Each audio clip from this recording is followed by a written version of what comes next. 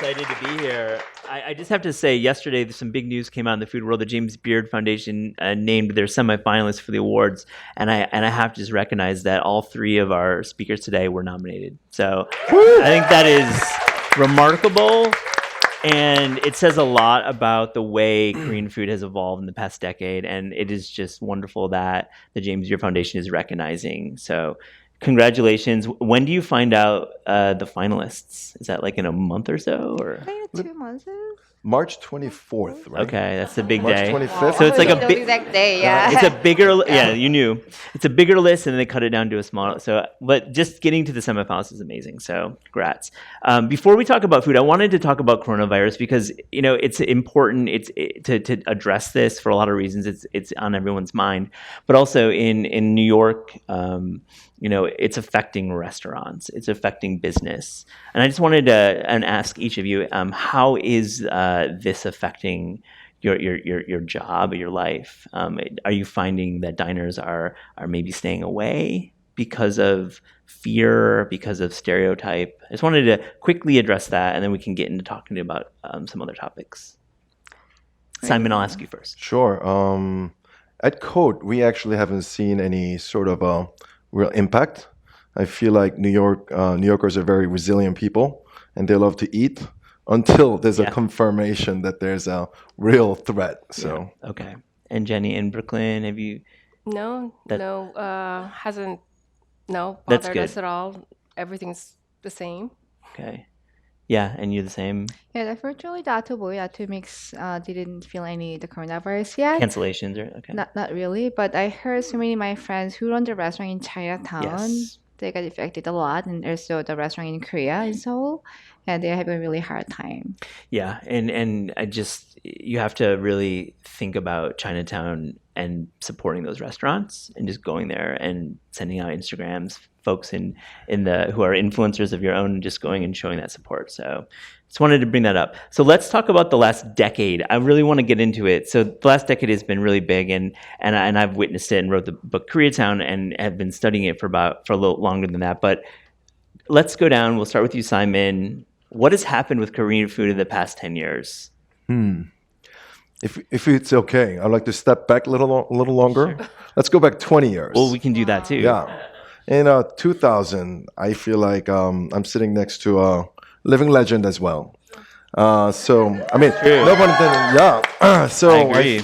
So, K-Town back then was kind of starting to really come together.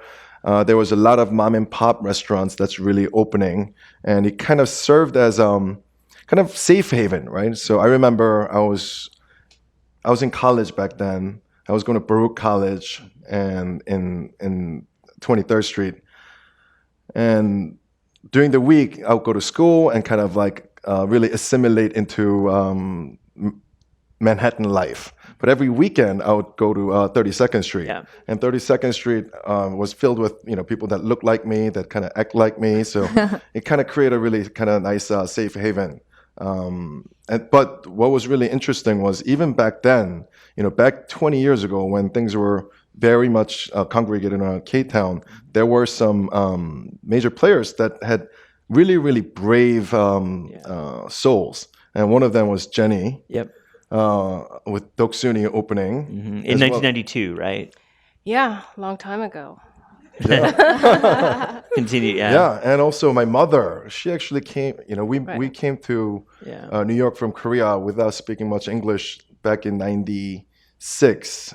And my mother opened a restaurant in Tribeca. Yeah, I remember that restaurant. Yeah, Cody, it was called Cory, right? Mm-hmm, Cody. Yeah. Yeah.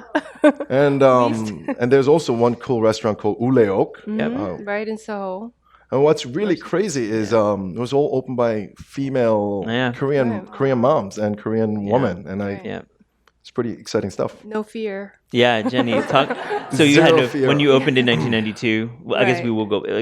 What was that? What was it like opening in the East Village? Very different. Well, it's funny because Koreatown was his escape. Yeah. The East Village was mine. Got it. So it just made sense to me. I felt a lot of freedom there, and I loved being around, the hipsters downtown, and it's just a culture that I just really connected to. So it was great. I think I could have only done that because I was young and kind of wild, and Wild. you don't realize the things that could go wrong. Right. Are you not wild anymore? So take us back there. You opened it with your mother. You were 27 years old when you opened it around? Who, me? Yeah. I thought you said... No.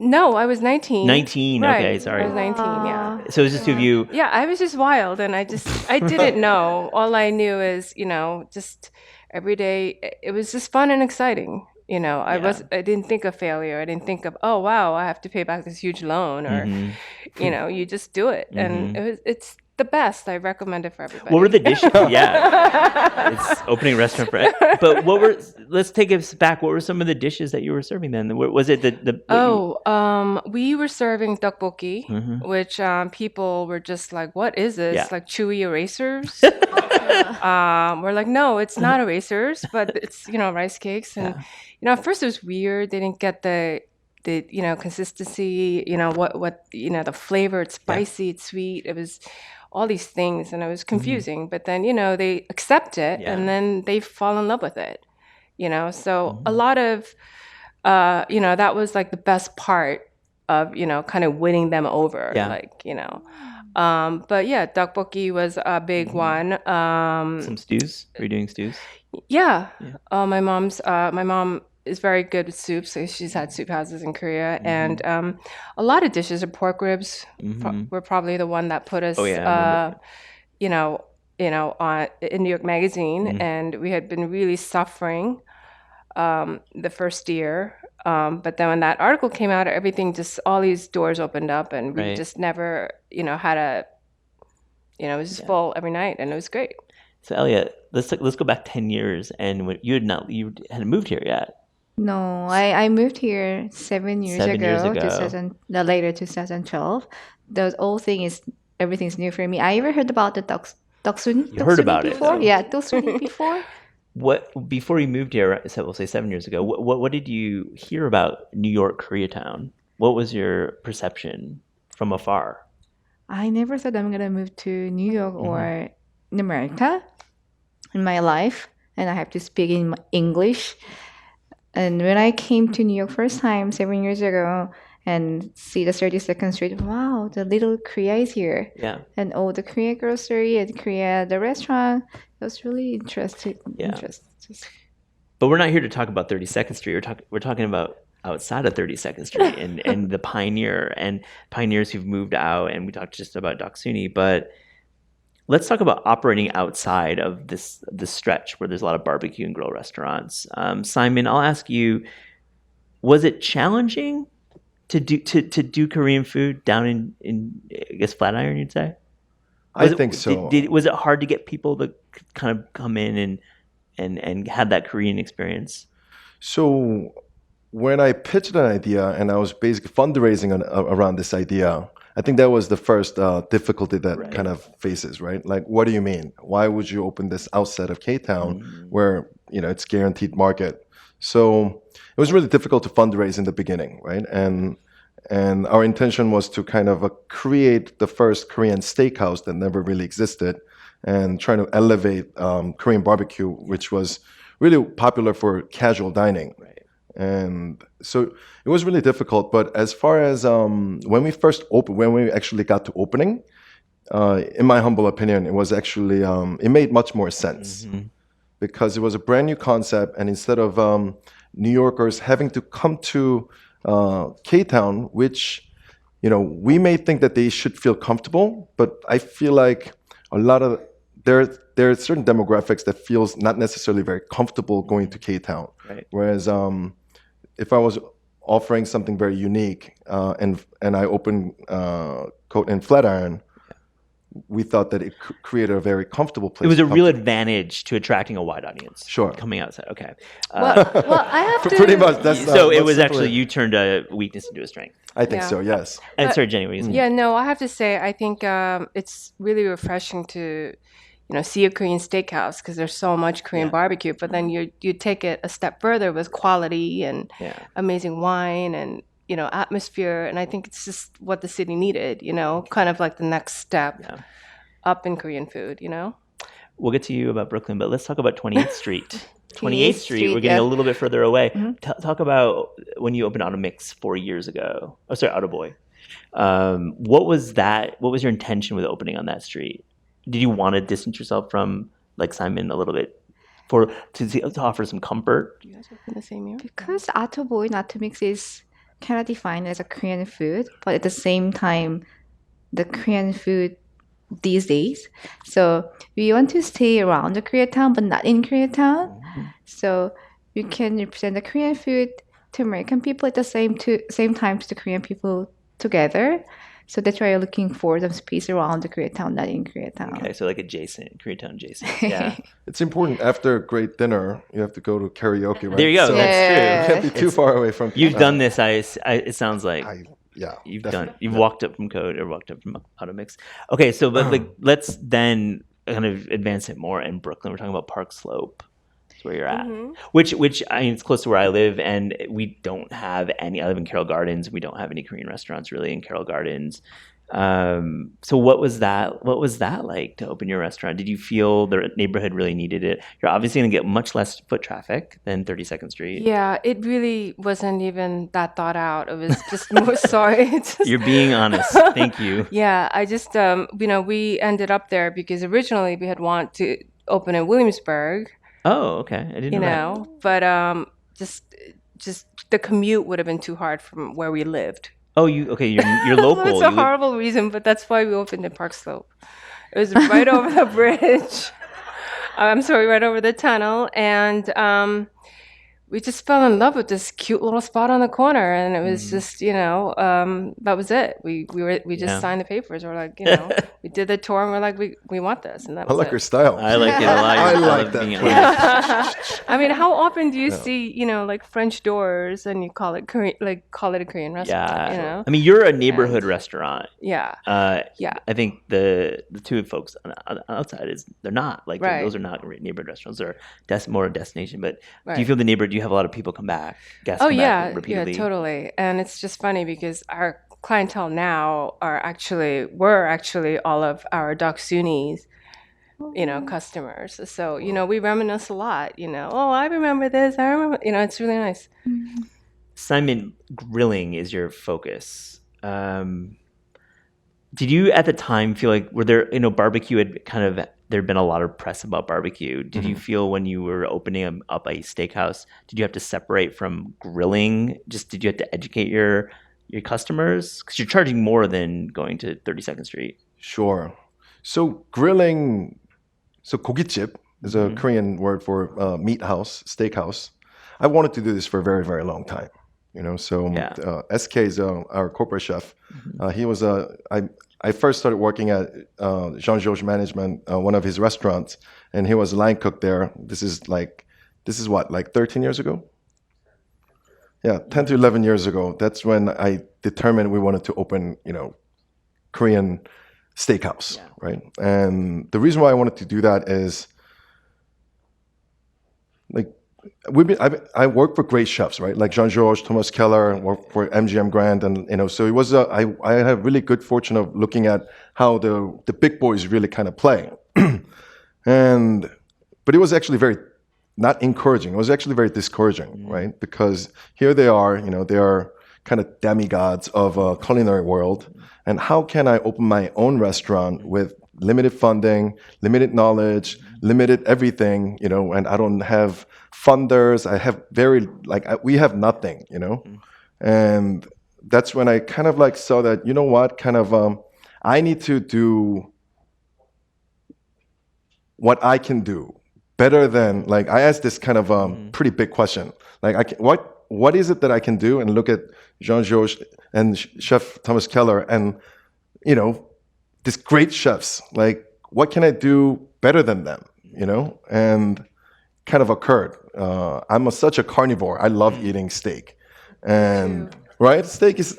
I literally every meal I need a little bit of meat.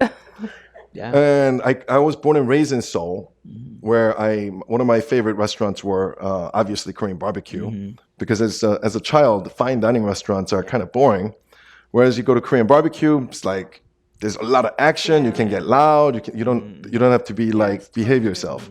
And they serve some of the best beef. Yeah. You know, it's not like it wasn't a casual experience. It was actually a very expensive and Yeah, it's expensive. That's what a lot of folks know. It's like much more expensive. yeah, than Seoul. but Yeah. very casual. Right. So I wanted to kind of that's my nostalgia, the childhood growing up. And when I came to New York, I fell in love with Peter Luger. I lived in Manhasset in Long Island, which is right across, like literally 10 minutes away from Peter Luger in Great Neck. And I would save up, like as a high school kid, I remember like whenever I got money, I got like, let's go to Peter Luger. Peter Luger. And not just for the burger, for the steak. For the steak. So it was really funny. Like really old waiters. And there was 3 Korean guys like in high school, all just kind of going and That's just cool. paying cash. So you connected those dots. You connected the dots of something you knew and you wanted to excel like John George and Thomas Keller. Exactly. So sense of excellence, what I learned from them, but that it was very authentic representation of who I am and what I liked. So I want to go back to my original question about the last 10 years because I just think so much has happened in 10 years. Why has Korean food succeeded on the mainstream? Why? I mean, it's not just the folks on the stage. There's a lot of other folks. Or is it us as diners? Are we more open-minded these days about East Asian food in general, Japanese, Chinese, Korean? I mean, I'll open up to anyone. Jenny, all right. Jenny, give me your. Yeah, I think. I had a hard time making friends after Doc Suni's. Doc Suni's was great. It was local. It was but Doha was hard. I remember just the critics were just not understanding the flavors. Like kimchi is sour. Like who cares? So what? You know, There was just the cliches. It was kimchi and it was barbecue. That was it. And so it was difficult. But then I think this whole as far as kimchi is, this whole probiotic thing kind of really helped too. And it made it really cool to have kimchi. That helped. But also, I think after a certain point, a lot of the food critics noticed that people actually are really enjoying Korean food on 32nd Street and at these little boutique restaurants. And I think at a certain point, they kind of caved in and said, okay, we like Korean food and it's excellent. You know? I do feel like that at a certain point, but it's also, you have to look at who's cooking. And the people that are cooking are people who have been really exposed to culture, other cultures, traveling, through film and just, in all facets of life. I mean, that's what we do. So I think it's kind of, it happens naturally. And then I actually think it's interesting because, Ellia and JP open a restaurant on the outskirts of Koreatown, which to me, I would never do that because why would I compete with all these amazing Korean restaurants on 32nd Street? So I really, think you have so much, you're like the first to like make that. Now it's such a cool spot to be in. And it's kind of like where you want to go now as opposed to in the center, I think, a little bit, right? And it's just kind of it's true. Expanding. And like there's so many amazing Korean restaurants now, not just barbecue. Of course not. And there's like specialty restaurants like ramyun, there's the best, there's kimbap, do you have, I mean, you're on the World's 50 Best stage, I mean, that's pretty amazing too. So what how did those voters come to Korean food? Like, I think the people was looking for something new. And, okay, I buy that. I think that's really important. And people really concerned about the health these days. Yes. And kimchi now is kimchi is a symbol of healthy food. And the Korean food, especially the people looking for salad, there's many kinds of fermentation food these days too. And Korean food is also the symbol of the fermentation food. The soy sauce, and the doenjang and gochujang is all the fermentation.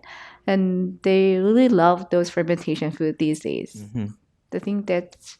But I think Ellia is being very humble. Yes, Korean food is fantastic and amazing, and fermentation is all awesome. But I mean, I'm not sure if everyone has been to Atomix. It's truly a groundbreaking... And Atoboy. And Atoboy, yeah. Good job, Um, JP. such a really well thought out and just such a depth of thoughtfulness in the. So I think because that's why. John Chick did something very important downtown true. to start to like bring fine dining and Korean together. But what you've done at Atomix has, I think, it's another level. It's a Right. different. It's artistic.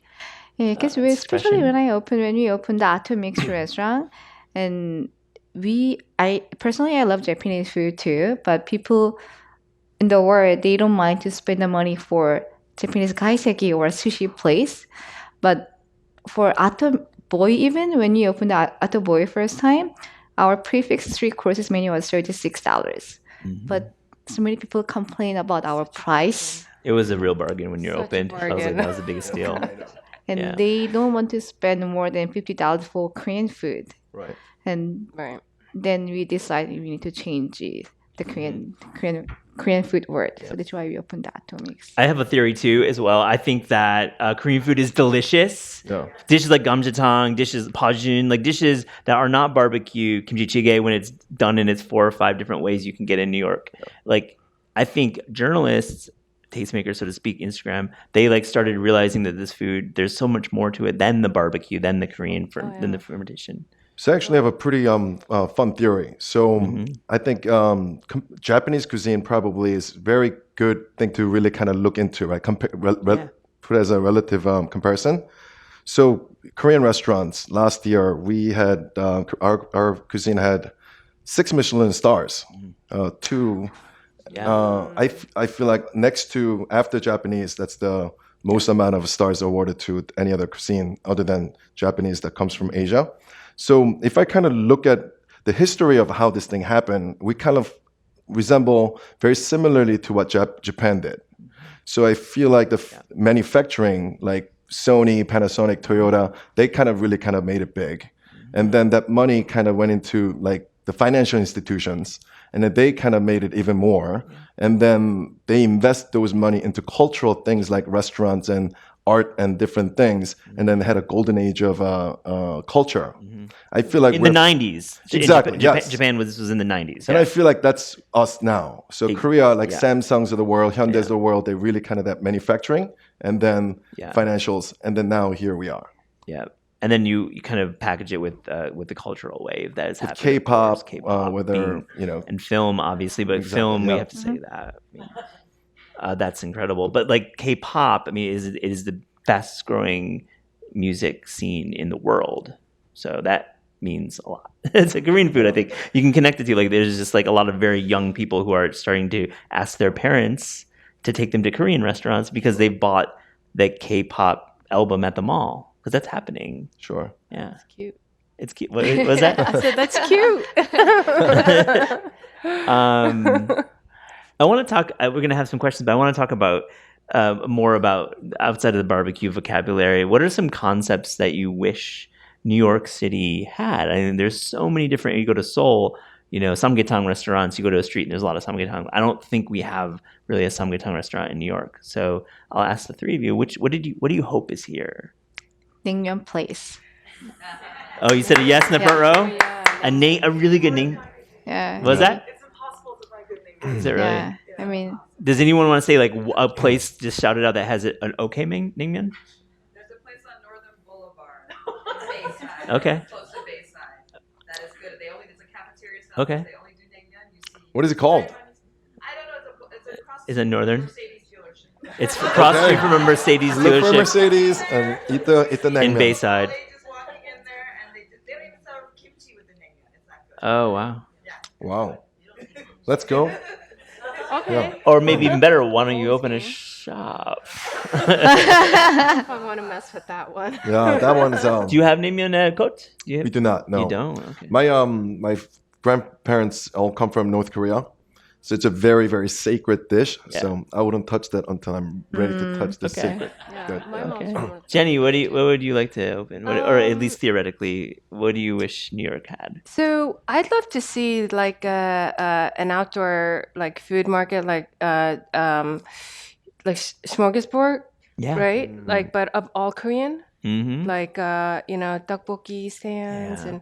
and when I visited recently, I was just so impressed with the kind of street food Seoul has. I mean, everyone talks about it, of course, but this, I really fell in love with like those little muffin things that they make in the morning with an egg in it, and they just, they're just.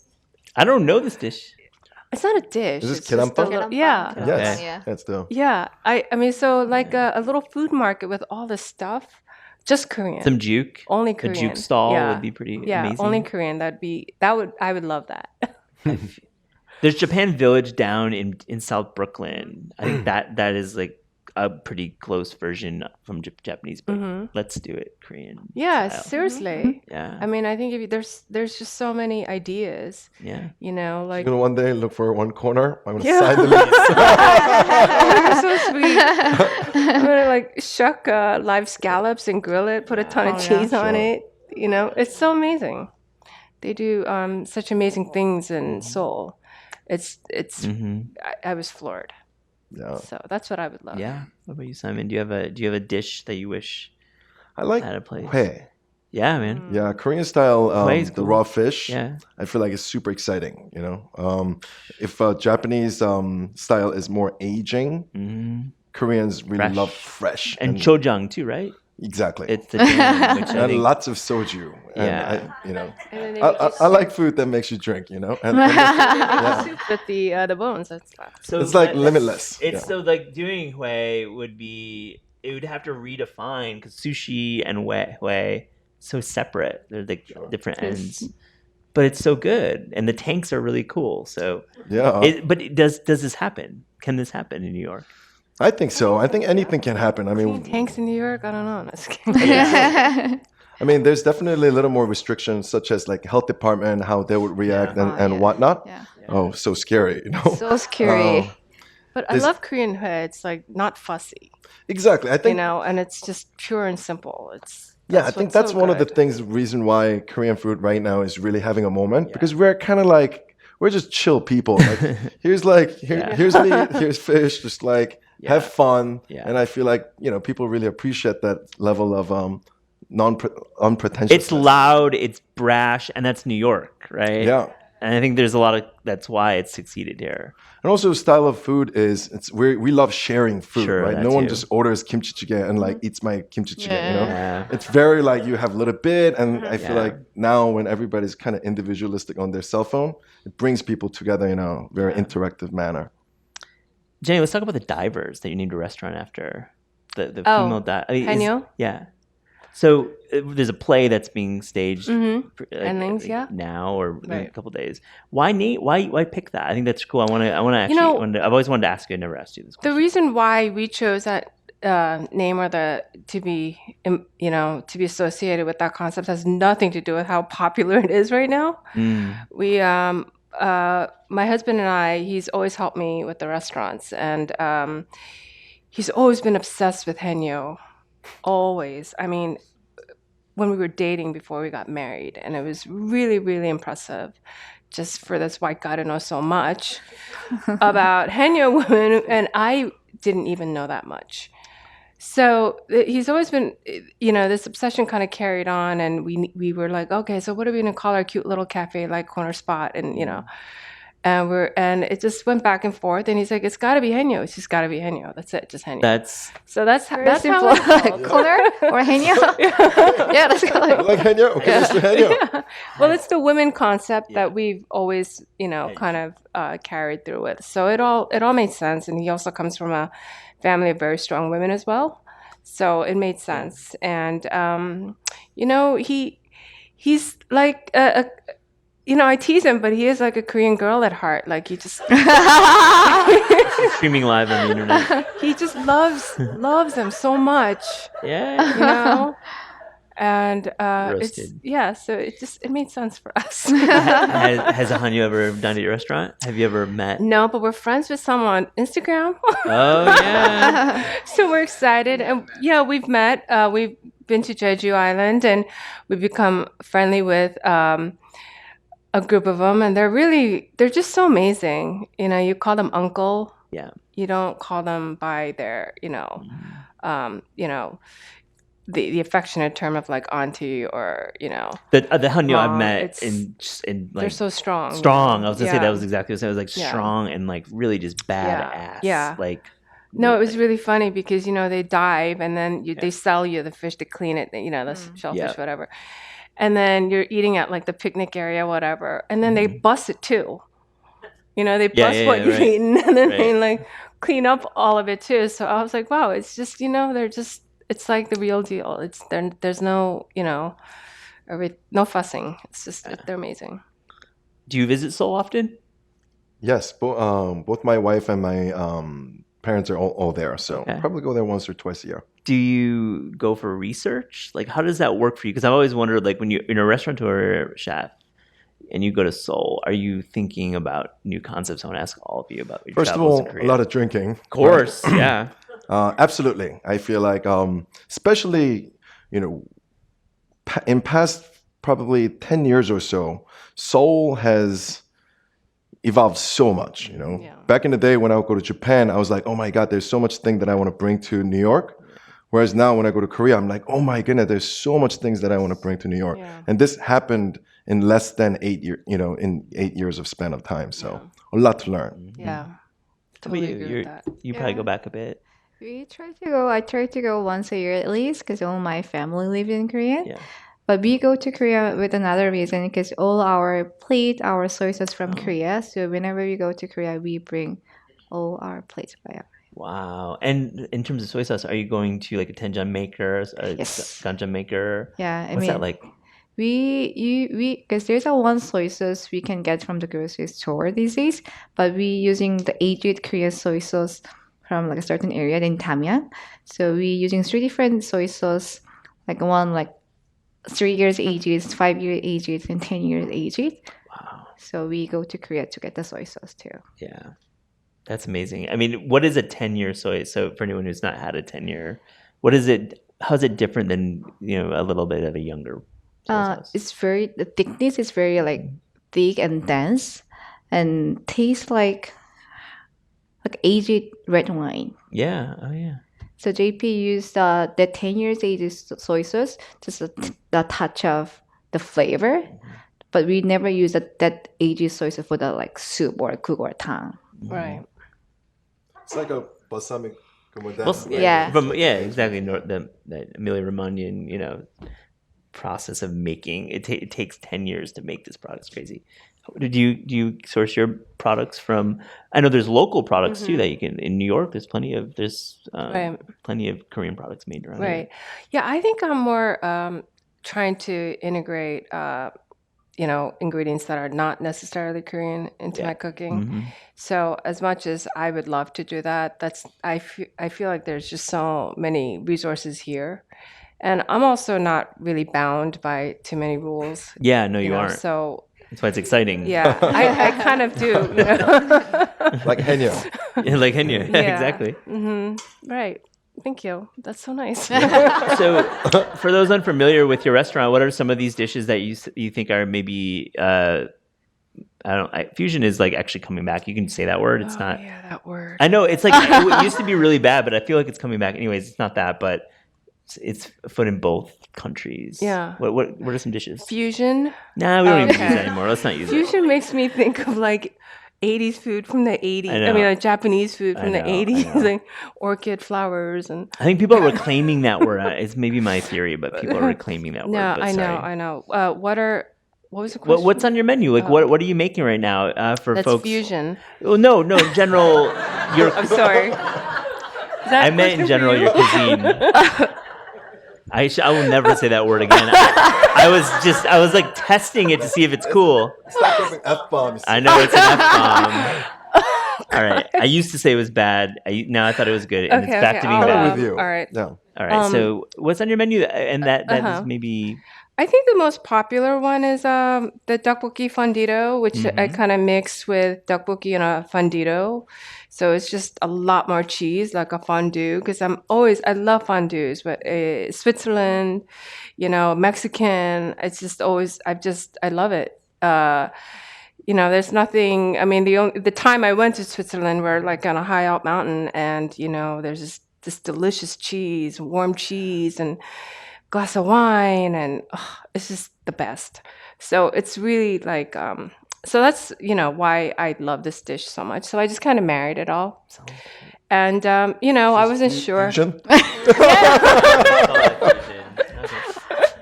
That's my fusion dish. And you just switched up the menu at Atoboy slightly. Atoboy, yeah. Yeah. What are some of the new menu items that you're happy about? A couple.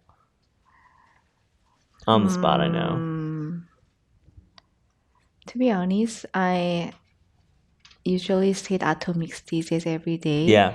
I haven't tasted Atoboy new menu yet. It's okay. You're being honest. Like that takes in like all of your concentration to Atomix.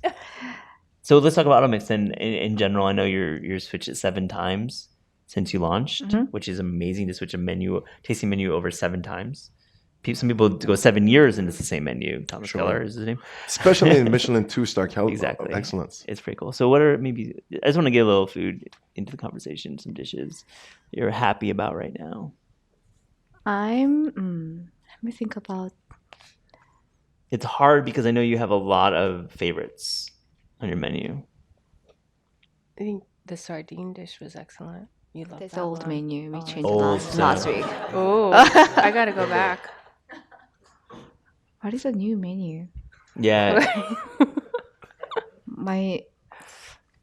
Give me a little. Yeah, more Simon, second. we'll go Let me back think to we'll about- come back to you because I want to hear, but let's talk about what's happening right now at your menu for the restaurant. I like our steak and eggs. Okay. Yeah, so we took steak and eggs, which is America's kind of like lowest brow of steak iteration. Yeah. But so what it is filet mignon that's been hand chopped, and then we topped it with golden Ossetia caviar. So that's the eggs of the steak and right eggs. on. Yeah. Nice. Yeah, so it's steak and eggs, and then start with the 2 pieces of milk toast that's been like lightly buttered, So you kind of like put that on there. So it becomes a really kind of lowbrow, highbrow, but it's So really rich. fun. Sounds yeah. good. Sounds yummy. Yeah. That's great. That's great. Beautifully said. I think that's a perfect way, way to to end the evening. But just want to say thank you so much. We are so honored to you. have all of you here today. And thank you so much for your honesty and candor, and hope you come back. Thank you, So, Korea Society. Thank so you. much. Thank you, everybody. so much.